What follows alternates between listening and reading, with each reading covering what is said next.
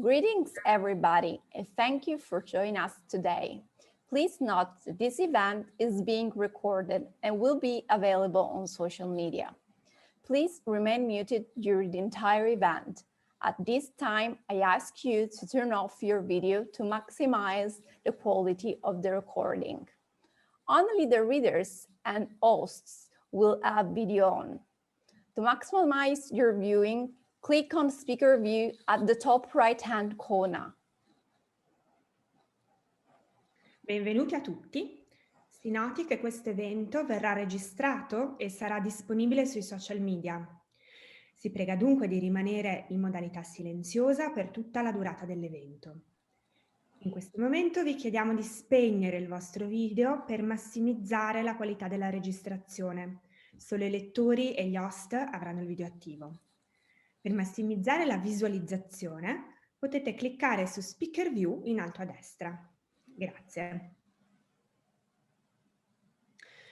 So, hello, thank you for joining us today. The Association of Italian Canadian Writers, the AICW, is pleased to present the Books and Biscotti Literary Series Open Mic.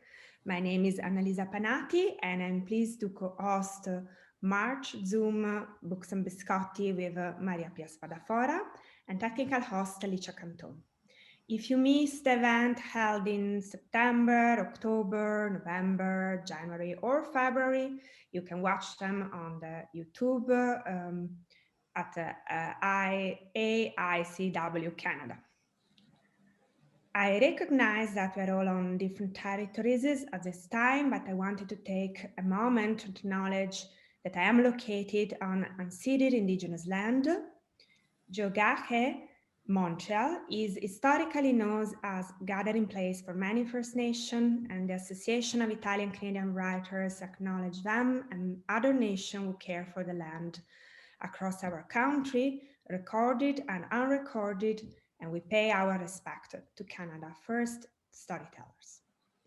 Today, we will listen to 7 distinguished writers, all members of the AICW.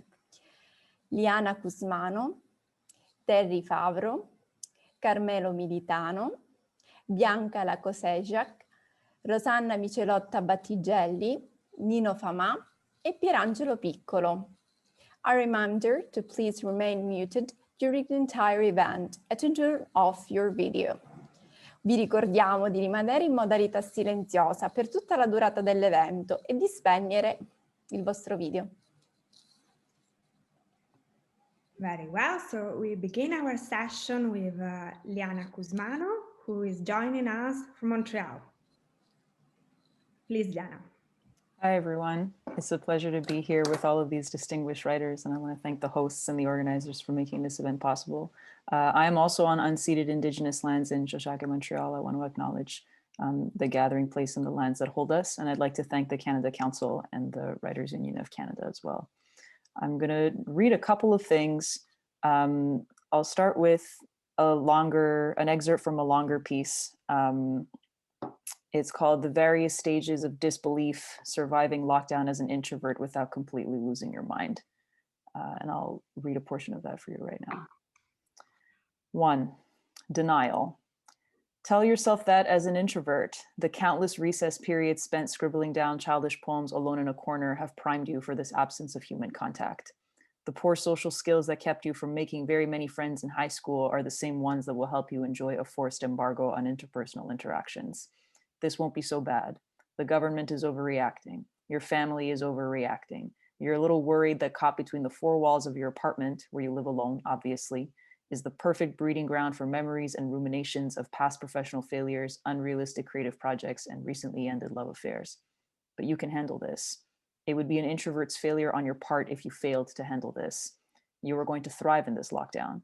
For an indeterminate period of time, you will not have to scrounge up excuses for why you don't want to jump up and down to noise in a crowded room or pay for drinks too weak and too expensive to drown out conversation that is searing your prefrontal cortex. You are not going to spiral into self-pity or self-loathing either. Relating to a solipsistic character straight out of Dostoevsky's muddled brain is an indulgence you quit half a lifetime ago when you were 15 years old, still young enough to know your own arrogance and to tell yourself that you would outgrow it. You commit to warding off any psychological spiral with all that self-care bullshit your psychologist keeps pushing on you. Long walks on the mountain, eating well, following a routine, annoying your downstairs neighbor with regular indoor workouts. You immediately reject the possibility of baking bread. 2, anger at yourself. Why can't you hold it together? As a teenager, you would have given up your top marks for an entire year, maybe 2, if it had meant a fraction of this much alone time. The distractions and obligations of the outside world that you tell yourself prevent you from writing poems or reading novels or playing music are gone. You do write poems. You do read novels. You do play music. Your downstairs neighbor is aware of this. But gone too are the shields that those distractions and obligations were.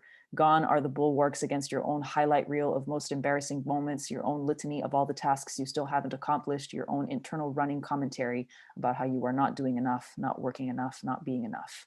You are in an echo chamber of your own thoughts. The dam that keeps your memories, doubts, and fears at bay is broken. Your mood plummets. You are furious and devastated when you make simple mistakes. You bought the wrong kind of tomatoes after waiting an hour in line at the grocery store, and now your botched bruschetta single-handedly makes you unworthy of your entire Italian heritage. Going to the grocery store is now voluntary exposure both to deadly disease and to that horrible "I lost my mom in the grocery store" feeling of terror. The distress is a high, brittle scream in your entire body as you scan the shelves for canned artichokes, as you do your dishes alone in your apartment, as you trip and stumble on the mountain nature paths.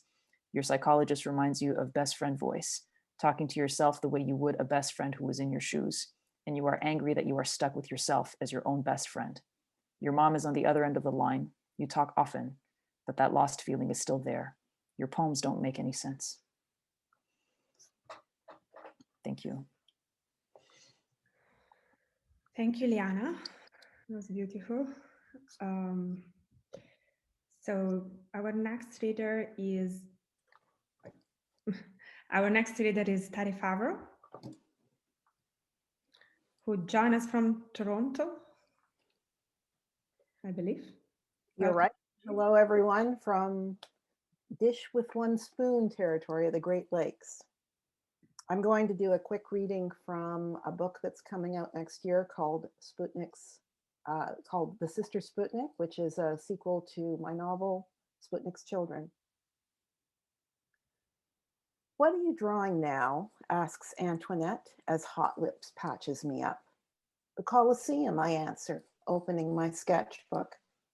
Marco Polo drops down beside me and snuggles in, resting her chin on my blistered shoulder.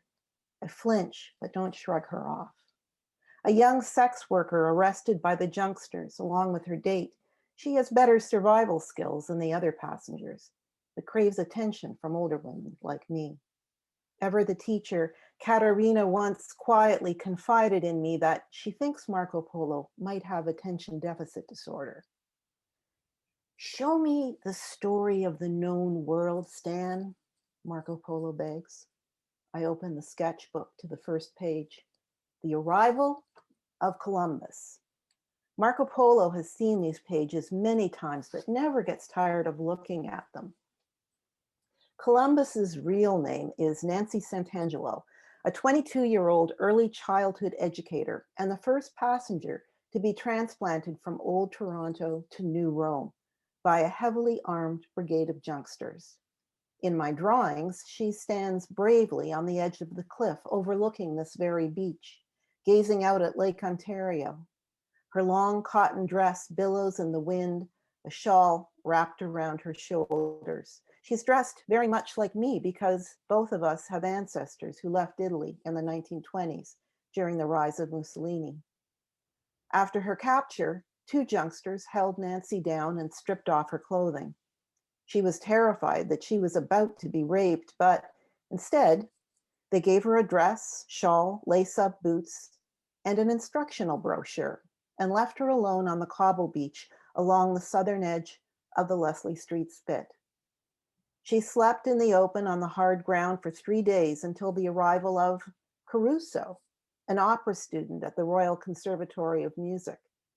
In my sketches, Columbus and Caruso are resourceful and courageous, making the best of a bad situation, trying to figure out what's happening to them, working the problem, even making jokes. I've put a superheroic spin on their suffering because it comforts the passengers to believe that the first two of us to come to New Rome didn't fall into despair. In reality, Caruso confessed to me that the two of them had been utterly helpless, weeping as they clung to one another through rolling panic attacks.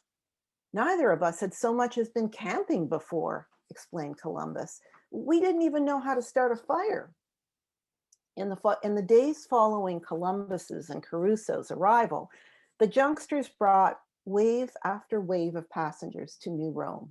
Students, artists, young advertising creatives, homeless teenagers, sex workers like Marco Polo, and an entire varsity men's swim team who were sucked into this world after a late night practice. 5 of them had an Italian parent, grandparent, or great-grandparent, and so were deposited here. The rest of the swimmers were sent to other settlements on the Spit: Tunis, Munich, Saigon, Calcutta, Huronia, and Sarajevo among them. I've tried to be faithful to the way the swimmers looked when they arrived: tall, muscular, cocky, healthy, angry, defiant. Robbed of their Speedos and sweatsuits, they were given workers' coveralls as if they were all descendants of mechanics and bricklayers. Marco Polo traces their well-defined biceps with her finger. None of the swimmers look like this anymore. Some are still defiant despite their loss of muscle mass, but one open water swimmer, Tarzan, was broken when he was caught trying to swim off the cobble beach in the direction of Ashbridges Bay. A squad of Junksters appeared out of nowhere and beat him so badly he can no longer raise his arms over his head. When they dislocated both his shoulders, his screams were heard as far as Tunis. With his teammates holding him down, Hot Lips was able to yank his shoulders back into place, but can do nothing about his torn rotator cuff. Since then, Tarzan has been withdrawn and uncommunicative. He's been robbed of his front crawl and his will to live. Now the other swimmers avoid him, as though his bad luck is catching. What good is a swimmer who can't swim? Almost everyone in New Rome has a nom de guerre, or as they like to put it, a secret identity. It's a way to protect our memories of ourselves from before we came here. Hot Lips, Sicilian on her mother's side, Filipino on her father's, was in her 4th year of nursing at Ryerson. So clearly was she one of the natural leaders of New Rome that Katerina and I named her for the head nurse in MASH, a TV show she's never heard of. Thanks. Thank you, Terri. Thank you.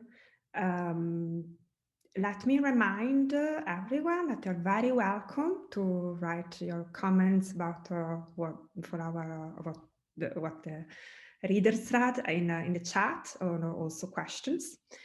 And I'll move on to the next reader, which is Carmelo Militano, who joined us today from Winnipeg. Thank you. Thanks for everyone for participating. Thank you to the hosts. It's great to be here. I'm going to be reading this book has an interesting distinction in that it was launched the day the pandemic was announced.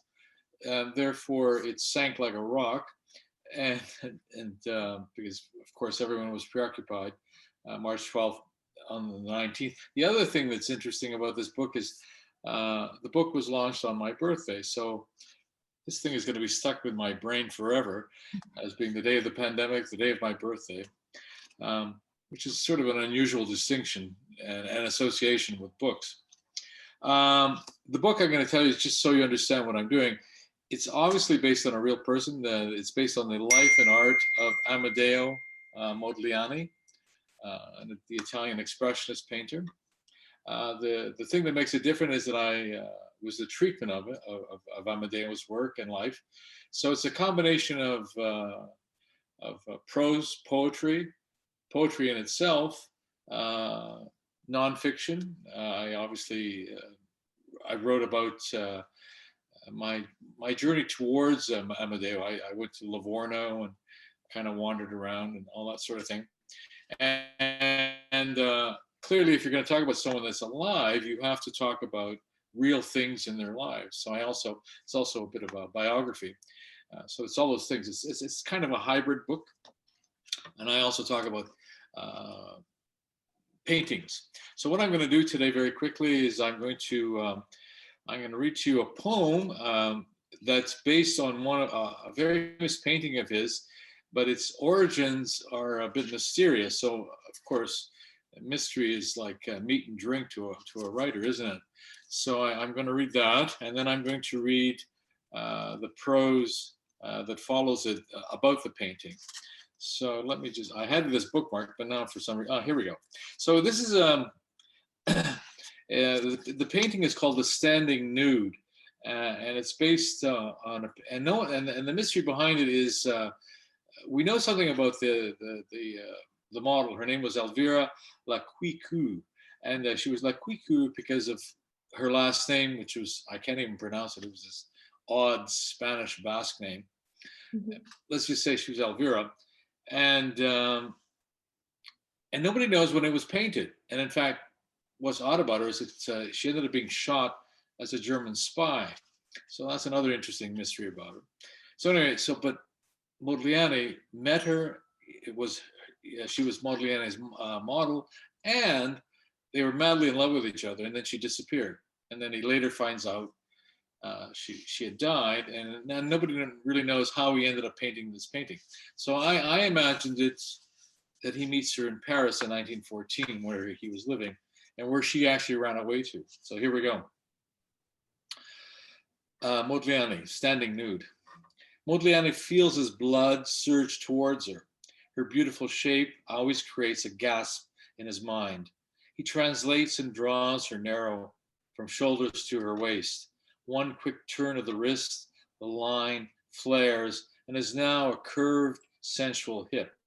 He begins to fill in the white folded shirt just above the plateau, there where they all want to place kisses. Paints glows on orange fall afternoon light, round, small and firm, uneven breasts, parted, tit on the left, slightly lower, slightly larger, almond-shaped eyes without orbs, mouth set, pretty oval Venus from the Mediterranean shore, her posture heretic simplicity. He has painted her naked from the waist up, as if a tambourine player at ease, tarantella dance over. They met in a cafe, Place Pigalle, case of coup de fondeur, lightning flash, found love, fast and furious at 7 Place Saint-Jean-Baptiste Clément, or is it in the little garden next to Rue Ravignon, where they danced naked for anyone under the gaslights 3 hashish days later? Lakoseljac, firm breasts wagging, 4 fingers formed, devil's horn on a bull's head. She charged him. Olé, shouted the matador. His finger of picador's lace entered her from behind, laughter loud as a church bell. At ease under his raised arm, false blankets. According to Mrs. Gabrielle, the next door neighbor, she called next morning. Elvira's portrait hung on the wall. Daughter of a Marseille prostitute, Basque father, run away to Paris at the age of 15, then abroad with one after another until she arrived in Paris, learned to sing, learned German. One of the many orphans Montmartre collected. Cocaine ruined her voice. 1914, with a troop near the front lines, speaking German, disbelieved. She was shot as a spy.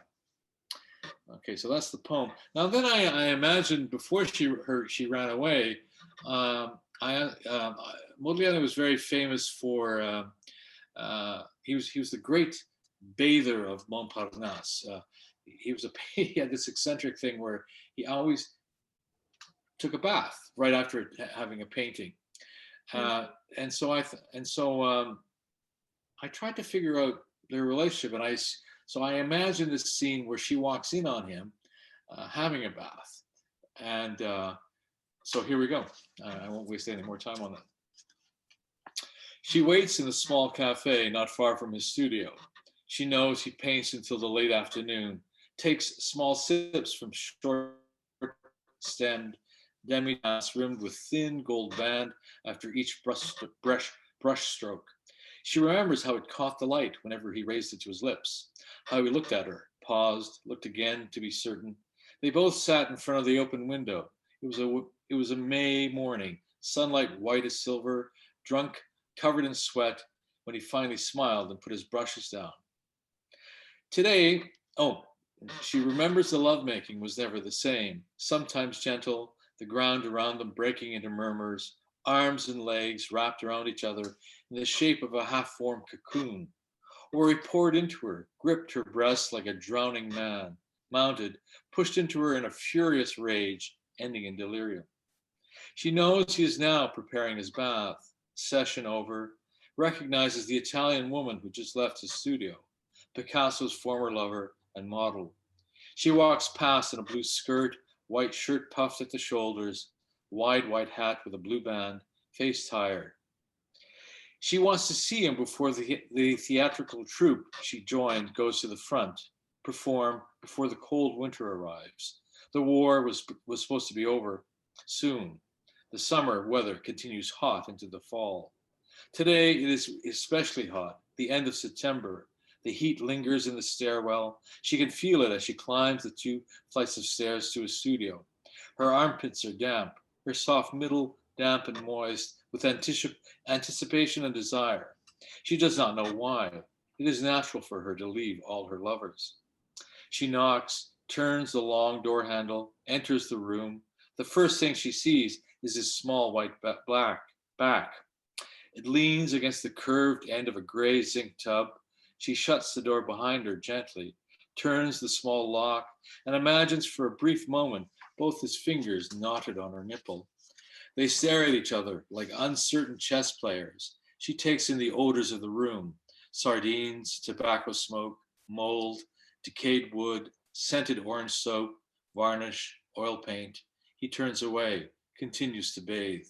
She watches him pour water over his head, lather his head, eyes closed. It is then she approaches him, takes the cup from his hand, pours the lukewarm water over his head, pours again, asks him to stand. He rises up like a young Poseidon, dripping. She pours water down his back, scrubs with her palms. They both laugh softly. This is how she finally greets him. She scrubs the muscles on the backs of his legs, asks him to turn around, raise his arms above his head, takes the cloth and runs it down from his armpit to his thigh, as if she is now drawing him.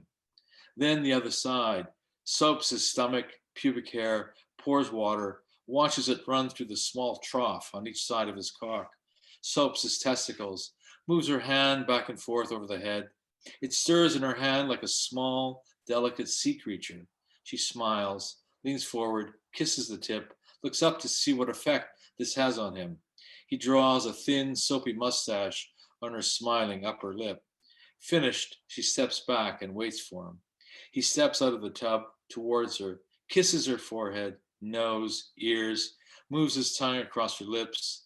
She grips his tongue with her lips. They lean into each other. He unfastens her buttons. She now holds her hands above her head.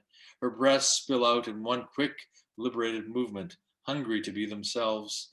They fall in one embrace. The sunlight in the room is still, the canvas unfinished. That's it.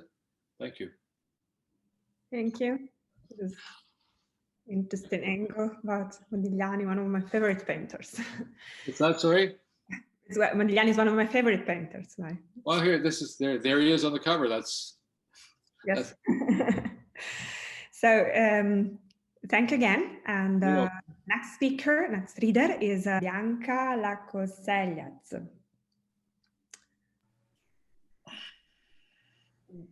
Okay, please, Bianca. I am at Woodland Beach, and this is a tiny township in Georgian Bay near Collingwood and Midland. And this is, I'm in the Huron and Ojibwa territories. And I would like to express my thanks to AICW, Canada Council for the Arts, TWAC, and all the other associations. And I'm a member of many writers associations because I think that it's incredibly important. I absolutely love having sort of this feeling of collegiality and being able to do what we do. And I really miss seeing everyone in person. Today, I would like to read 2 poems, and they're both ekphrastic poems. They're inspired by artworks from 2 of my colleagues from the Heliconian Club, which is a club for women in the arts. Sorry, women only though. The first poem is called Purple Garlic, and it's inspired by, I know that garlic is not perhaps a favorite subject for poetry, but this poem was inspired by a photograph of purple garlic. And this is from a market in Italy where Mary Perdue traveled. And I thought that the photograph looked really interesting. And I'll try to show it to you. This is the photograph. Mm-hmm. You can't see much. And the second, and then I will read one more poem. Purple Garlic. Visionary and wise, Saint Hildegard of Bingen advised I be consumed, unadulterated, daily. Clad in purple parchment cloak and green silk frock, my essence remedial, raw and pungent, true enchantment for those who value my healing faculties, that is. We must have met somewhere along the path. Allium sativum, descended from the ancient onion clan, I answer to many names. Elixir of life, Russian penicillin, or the stinking rose, culinary delight for a sophisticated palate. I'm the rogue hero of the 4 thieves vinegar combating Black Death. My, in quotes, bulbs without borders seduced countless prophets and poets, bandits and pilferers, sorcerers, kings, majestic and wicked queens, and prudent women farmers. Count in the venerable medicine men, sagacious nuns, erudite monks, haggard slaves, and wandering saints. A fearless warrior, I've battled the ailments of your troubled species, from impotence to plague, guarded against pesky mosquito bites, stood up to the ubiquitous big C, the modern malady. I've been known to combat hypertension, melt belly fat, and decimate the populous parasites in your gut, even drive away Count Dracula. To boost your immunity, digestion, and fertility, pound some of my curvaceous bulbs with coriander in wine. Smooching is a no-no, though, unless you share my tasty treats with those you love. Yes, I can stand up to COVID-19. I love a good fight. My second poem is called Catatuta, Valley of the Winds. And this poem is inspired by the painting Valley of the Winds by Jana Skareski. She's a musician and painter, my colleague at the Heliconian Club. And Valley of the Winds is, I'll just give you a bit of background, is a UNESCO protected national park managed jointly by the Anangu tribes and the Australian government in the Australian desert. This is a painting that Jana did after traveling to Valley of the Winds.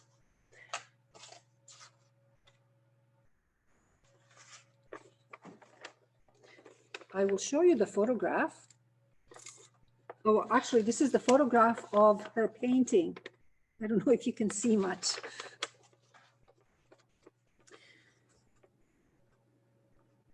It's in a desert, in an Australian desert, and it consists of a number of 36 sort of huge rocky mounds, which are red and just spectacular. It's a very popular place for tourists. Catatuta, Valley of the Winds. What do you see? With your 1,000 pairs of eyes, a diaspora of mother tongues, lens and shutter tracing the slanting rays, careening along the mounds and valleys of my 36 stone heads, molded in magma, boulders and silt, flaming crimson, vaporous violet, sublime beneath your ponderous gaze. What do you see in the valley of the winds? Do you voyage to the Cambrian age, to the time between two rains when universe stood still, mesmerized by liquid rock on fire, spewing its red veins, gambling to the sonorous orchestra of ash and sand in a wild game of chance? Or listen to the whispers of the Anangu ancestral lands, imbued in dunes, burrows, and pebbled plains, in the hide of the blue-tongued lizard, in the wake of bats' wings at dusk, in corkwood, or the ventriloquist call of the crested bellbird. Here, among the many heads shrouded in oxidized iron, is blazing sun. And there, in the crevice at the base of the canyon, guarded by the sparrowwood bush, is the water hole, sheltered between dawn and dusk, between epochs of this fiery heart. Amid the clumps of spinifex grass, I see the copper armor of a military dragon chasing dinner on its hind legs. Out there, along the dry riverbed, the carpet python slithers on its belly, and way above, a winged water fairy. Two Meganura dragonflies rise of their fossil bed, flying in tandem in ecstasy over the bleached dinosaur bones, and descend in the valley of the winds, in this land of spirit, myth, and mystery. With your 1,000 pairs of eyes, what do you see in the valley of the winds? That's all. Thank you. Thank you. Thanks Thank to you. all our readers. There are some comments in the chat. Please use the chat and keep writing your comments or question. Some announcement now. Weekly Sharapper Write on Thursday from 10 to 12:30. All are welcome to join a community of writers hosted by Annalisa Panati and Licia Canton. Monthly Quattro Chiacchiere in Italiano, a chance to speak Italian with native speakers, hosted by Maria Pia Spadafora, me, and Rosaria Moretti-Lowry. Please write to info@aicw.ca if you would like to attend any of these events. This is our last Books and Biscotti for now. We will pick it up again in a few months. Stay tuned. Back to our readers. Very good. So we are going to listen now to Rosanna Battigelli, who will join us from Sudbury. Thank you. Thank you to the hosts and to the organizers of the AICW Books and Biscotti event. I'm going to read an excerpt from one of the stories in my upcoming book, Pigeon Soup and Other Stories. This story is called Alligator Shoes. Sina was a pretty girl, although you could tell she didn't know it. Her gleaming chestnut hair was parted in the middle and hung down straight on either side of her face, except when she took off a sweater. Then the static would lift the silky strands up and around her, making her look like a mystical fairy, especially when the mid-morning sun beamed through our classroom windows. Sina had just moved to our neighborhood the week after school started. I lived close to her, 3 houses away, and our mothers had chatted on the street, delighted when they discovered they were both from southern Italy. Sina was short for Teresina, the diminutive and affectionate form of Teresa, spelled without the H. She'd come to school in her violet bell-bottomed pantsuit or her polka dot dress with the puffy gathered sleeves, looking almost embarrassed. Her mother made all her clothes, she admitted shyly when I complimented her one day. She looked at me quizzically, as if she were trying to ascertain whether I was teasing her. This was before we became best friends. Weeks later, she was beaming when she showed me her new shoes with their shiny, faux alligator look, explaining that they were a gift from an aunt who was visiting from Italy. Sina got along with other kids in our grade 8 class, but something in her sensitive, hesitant manner brought out the worst in some of our classmates. One was a boy called Kevin. His moon-shaped face with its dark craters for eyes and bumpy complexion could have easily elicited an unkind remark or two from others. But somehow, even with all his aesthetic shortcomings, he was the first to zone in on any weakness in another student, physical or otherwise. Come to think of it, he often targeted the ones who were blessed with good looks, good manners, and good marks. Perhaps we were too afraid to do anything but laugh when Kevin flung a smartass remark at any of us.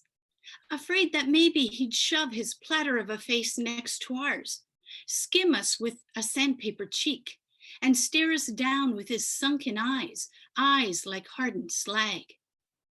Kevin was one of those kids that first gained their reputation in kindergarten, a reputation that worsened in each subsequent grade. I still remember an occasion when Kevin's mother came to pick him up. The teacher, Mrs. Lawson, had called to tell her that he had a fever. When his mother arrived, he started to bellow that he didn't want to go home, and then he proceeded to pummel her. I can still see him huffing and puffing while his mother just stood there, looking perplexed and martyred, her arms out like she was praying. It was Mrs. Lawson who brought Kevin's pudgy little propeller arms to a halt and sternly informed him that little boys did not hit or hurt their mothers, and that sick little boys had to stay home to get better. She marched him out the door, his mother following meekly. In grade 8, Kevin wasn't any better. I remember exactly when he started in on Sina. It happened shortly after she had arrived in our class. "What kind of a stupid name is that?" Kevin had mumbled from the back row after the teacher had introduced her. Miss Morrison had shot him a warning glass as laughter erupted around him.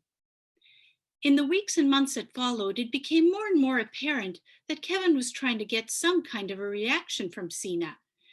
Maybe he secretly wanted her to like him. Perhaps he thought that negative attention was better than no attention at all. But his teasing, which sometimes had crude connotations, only served to unsettle her. We'd talk about it after school, at her place or mine, while we did our homework. "He's such a creep. He'll never get married. Who'd want him?" One day in late spring, Sina got to class late. She was wearing a peasant dress with a turquoise paisley design. Kevin waited for Sina to pass by his desk. Then he leaned forward and lifted the edge of her dress. And I'll stop there. Thanks. Thank you. Thank you, Rosanna. Thank you very much. We continue with Nino Famà. Okay, I was going to read from this book, which is in Italian, published in 2014. But since its translation will be coming out on May 1st of this year in English, published by Guernica and translated by Damiano Pietropaolo, I thought I changed my mind and I read from the English edition. With this, I don't have a copy of the book yet, but so I photocopied the pages of my passage from the PDF. And this is this passage.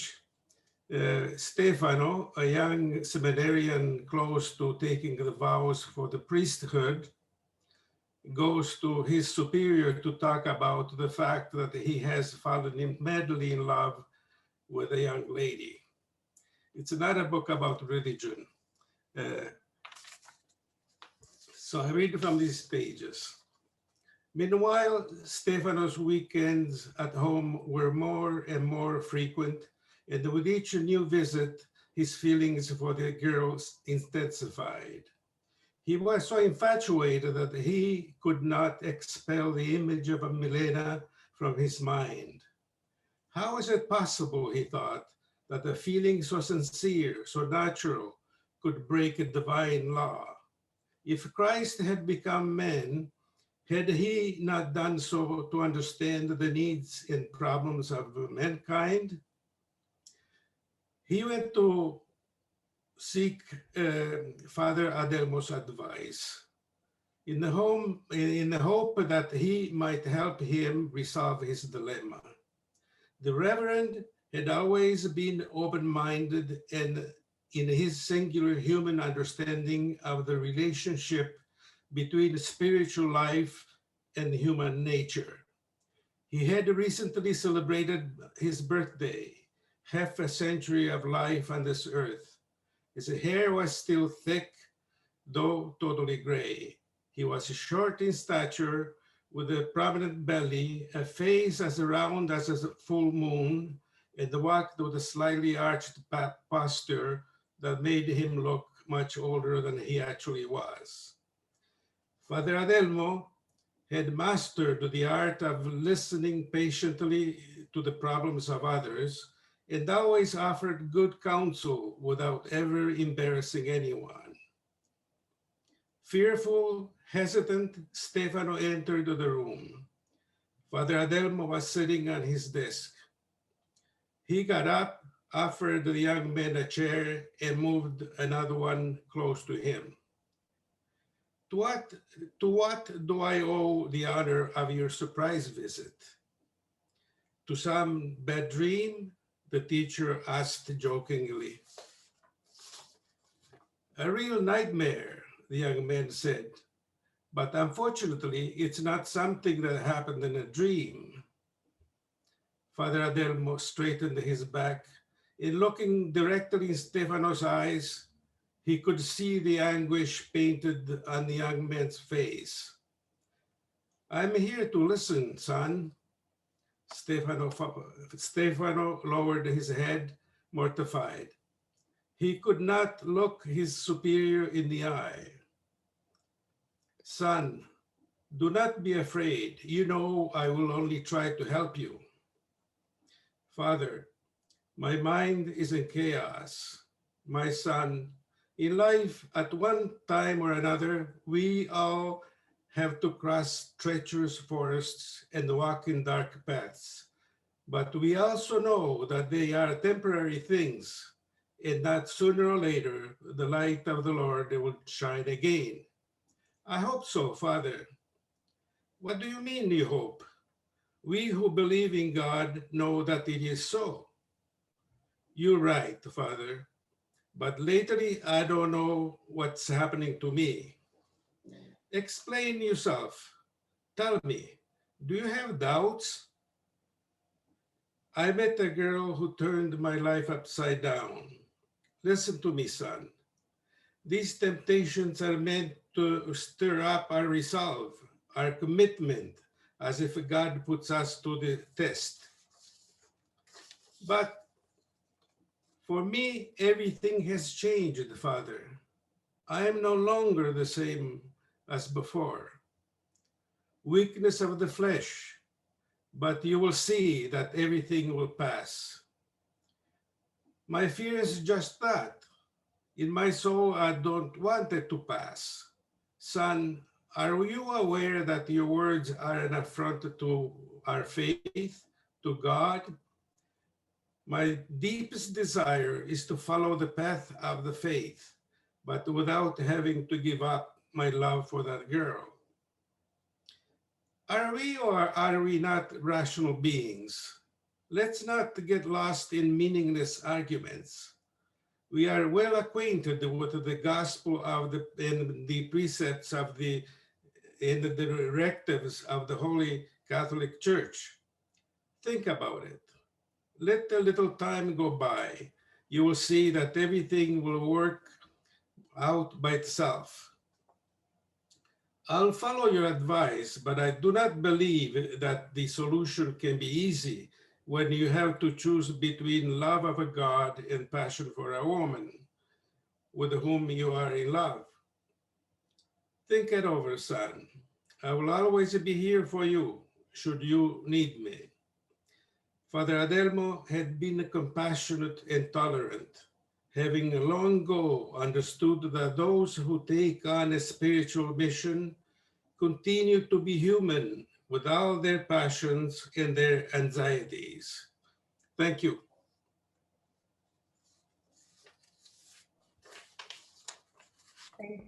Thank you, Nino, for your reading. And we move to our last reader, Angelo Piccolo. And please feel free to continue, write your comments and or questions in the chat. Thank you very much to invite me. It's the first time that I speak in Zoom. I'm going to read Il Cason di Sette Morti. It's a short story in Italian, and then I am introducing this in English. Il Cason dei Sette Morti. In quel punto della laguna veneta, a largo di Chioggia, tra paludi, barene, valli da pesca e lunghi filari di reti, solitamente regna una fitta e umida nebbia che avvolge e nasconde ogni segno di vita, sì che tutto pare sospeso nel tempo come per stregoneria. Fu lì che, tanti e tanti secoli or sono, avvenne una vicenda che il solo rammentarla provoca un brivido di orrore e di pietà. Tale fatto accadde in un'era antica, dove la memoria dell'uomo, perdendosi, non incontra che il buio. Tra le onde che increspavano l'acqua e il fischiare del vento nella notte, alcuni pescatori erano intenti a caricare sulla barca il frutto del loro lavoro, quando uno di loro sentì qualcosa di pesante, di ingombrante, che stava trattenendo la rete. L'equipaggio si fermò, tutti corsero a guardare. Non poteva essere un pesce, pensarono, non esistono pesci così grossi nella laguna. Un senso di orrore e di sgomento li colse quando si accorsero che nelle loro reti si era impigliato il cadavere di un uomo. Specialmente la visione di un annegato è sempre agghiacciante. Il volto rosso e gonfio, l'espressione di terrore facevano intuire gli ultimi istanti di agonia del malcapitato. Il gelo dell'acqua che entrava nelle narici, nei polmoni, espellendone il soffio d'aria vitale. Una morte orribile, di cui i marinai, come me, nel loro rispetto verso l'elemento che solcano, non vorrebbero mai sentir parlare. Gli uomini issarono il corpo a bordo, poi diressero l'imbarcazione verso il più vicino rifugio. Il rifugio era un casone di paglia in cui viveva, dimenticato dal mondo, dai genitori e dai suoi padroni, andati abbandonandolo a se stesso, un piccolo bambino, un pulcino di uomo, capace a malapena di parlare. Egli se ne stava lì da solo, da diverso tempo, ad aspettare di morire dal freddo e dalla fame. Era disteso nel suo alto giaciglio di paglia, quando udì le voci di pescatori. Scese all'istante e corse incontro a loro, che credeva morì, come un cucciolo scodinzolante. Quando gli uomini si misero a cucinare il pesce e a far montare la polenta, il piccolo cominciò a strusciare intorno a loro nella speranza che cadesse un boccone.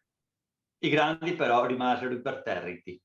Appena iniziò la cena, mendicò con la manina in aria un piccolo pezzo di pane per sfamarsi. Ma gli uomini lo derisero, tentando di cacciarlo. Sentiva sempre più atroci i morsi della fame e guardava deglutendo quella tavolata abbondante. Finché uno dei marinai gli disse: «Vuoi mangiare? Bene, vai a chiamare quello che è là fuori disteso sulla barca e quando lui verrà mangerai anche tu». Il piccolo uscì di corsa e andò a chiamare l'uomo che giaceva supino, ma questi ovviamente se ne restò immobile. Ritornò nel casone dicendo che l'uomo non rispondeva e tutti risero a crepapelle, si fecero beffe del ragazzino e continuarono la buffata. Il piccolo tornò alla carica, ma gli venne risposto con chiamarlo, vedrai che ti risponderà. E così fece per la seconda volta e tutti...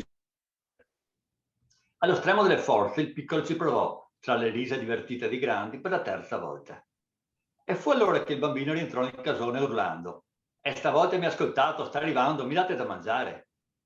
I marinai risero ancora di più, a più non posso. Non avrebbero mai pensato di divertirsi tanto con quel bambino. finché all'istante rimasero agghiacciati. I loro volti divennero pallidi. Mentre un freddo sudore raggelava le loro schiene, era apparsa dietro al bambino l'alta figura dell'annegato. Con il suo sguardo terribile da vendicatore, li fissò tutti.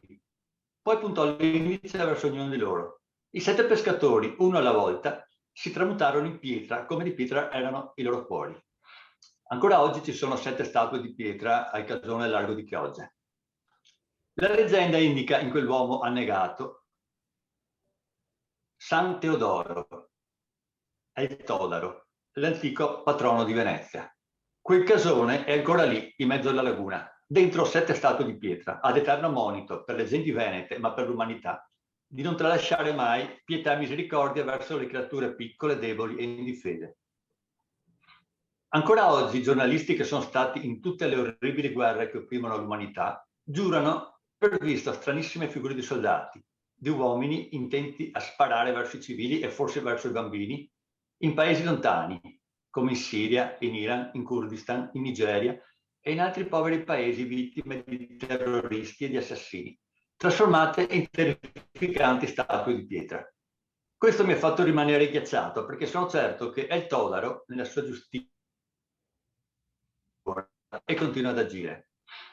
San Teodoro è vista ogni anno da migliaia e milioni di persone in tutto il mondo, perché troneggia sopra una colonna al molo di Piazza San Marco, a Venezia, vicino al Leone di San Marco, le 2 colonne, nella città, in centro a San Marco, la città perla dell'Adriatico. Grazie. Grazie. Thank you for this interesting story. And thank to all our readers for this excellent, stimulating words. I think we have time for questions. Yes, exactly. There is one for Liana from the Len Madot. What kick-started the new writing? How did you get up and start running again? Liana? That's a good question.